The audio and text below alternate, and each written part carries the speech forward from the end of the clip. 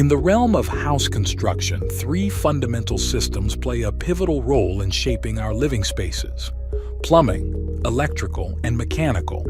These systems form the backbone of modern homes, ensuring functionality, comfort, and sustainability. Plumbing advantages: efficient water distribution and waste management, enhances comfort and hygiene in homes, increases property value with modern plumbing fixtures. Best practices: use of high-quality pipes, PVC, PX, copper, for durability. Proper sizing and layout to minimize water wastage. Compliance with local building codes for safety and efficiency. Electrical advantages: provides lighting, heating, and power outlets throughout the home. Supports modern amenities and technology integration. Enhances safety with proper wiring and circuit protection.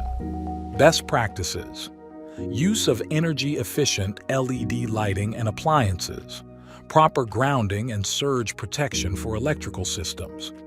Installation of sufficient outlets and switches for convenience. Mechanical, HVAC, advantages: controls indoor climate, heating, ventilation, air conditioning.